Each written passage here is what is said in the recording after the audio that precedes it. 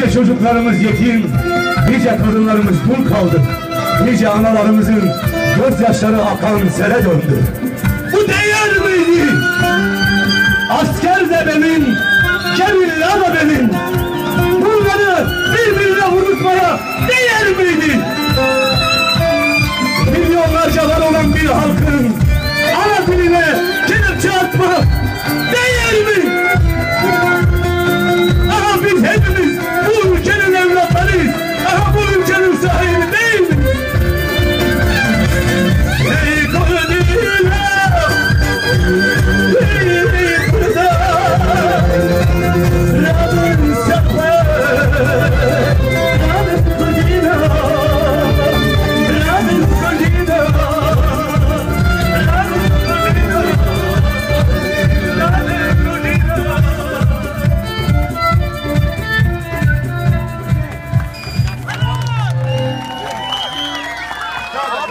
Sesler gidiyor, geliyor.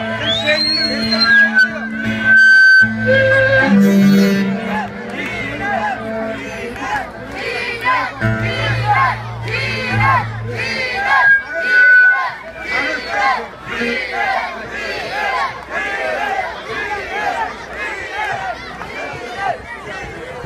Bunlar bir işe yaramıyorsa.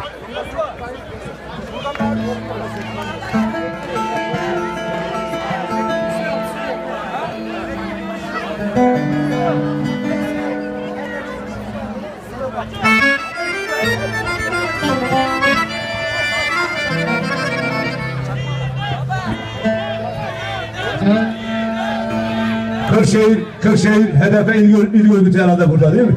Kıratiye, Serşavatiye, Çevki Kurşumalı.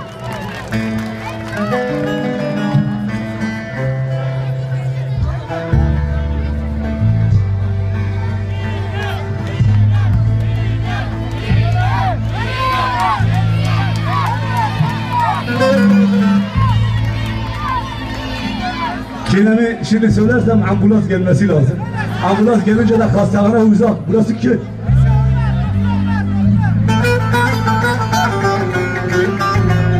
Eğer o doktorda HDP diploması da var mı? HDP diploması olursa bana şifa olur. İyi o zaman. Program sonunda söyleyelim. Olmaz mı? Neyse hadi söyleyelim. Kırmayalım. Çiğnem.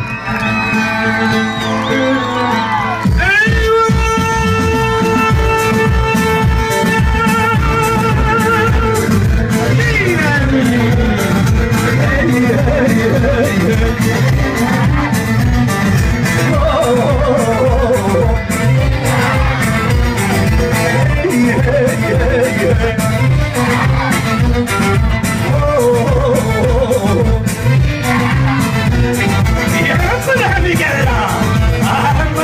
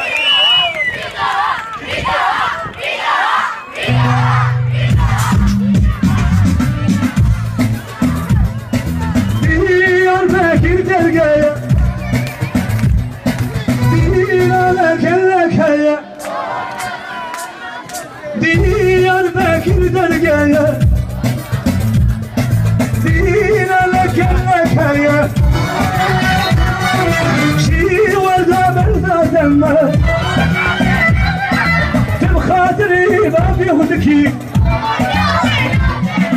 تبخاطري وادلكي لازي لازي لازي لازي قدام قبلي جي ورد البلدة تبع شمس حالي